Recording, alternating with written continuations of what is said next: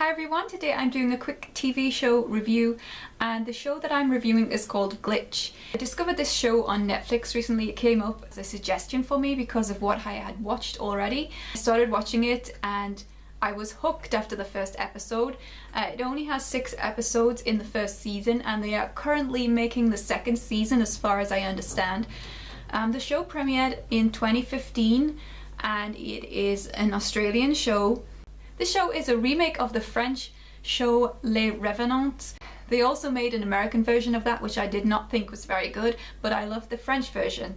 When I started to watch the Australian one, I didn't think it was a remake. I thought it was just loosely based on it because the characters and everything are different. Since it's a show set in Australia, the writing really incorporates the cultural history of the country into the storyline, which I find very fascinating and interesting. There is an ensemble cast, all of whom are very good actors, all of whom are very interesting characters. And the characters span across the ages from very young people to elderly people. So no matter who you are as a viewer, there is someone that you probably identify with. So basically this show is about people who return from the dead. And that sounds very zombie-ish, but it's not like that at all. It's a little more dramatic than I've seen in other shows where people return from the dead, Les Revenants and The Return, the American version. This is a little more gory and graphic in how they return, but the way that the show goes is quite similar to Les Revenants. It's quite similar because it looks at what happens when people return from the dead, but they aren't zombie-fied. They are just normal. They have just returned and they are in the state that they were prior to either falling sick or being injured, or however they died. They are just in good health. And what that would be like if they returned to your life, to the lives of the people that knew them, who have moved on, and of course, and the characters that return in this series, some of them have been dead a very long time and some of them have only been dead a short while, so that also affects the storyline. So there is a main cast in the first season, but there does seem to be a hero character in the piece, and that is a police officer called James, who is played by Patrick Brammall, who kind of reminds me of a young D.B. Sweeney. I personally find the most interesting character to be Patrick Fitzgerald, who is an older guy who returns from the dead. I don't want to spoil anything for anybody about to watch the series, so I won't go into details about who these characters are and what kind of storylines they have, but they each have their own journey, and I did find that every single one of these characters has a very fascinating backstory to explore, and that is done across the 6 episodes.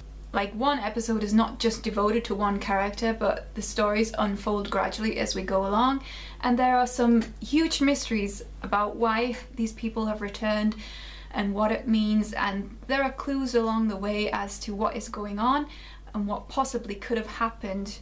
It is a strange series, it is quite dark at times, however there is a lot of comedy in it, which I think that is in part due to the fact that this is an Australian series, and the French version and the American version weren't at all humorous as far as I can remember.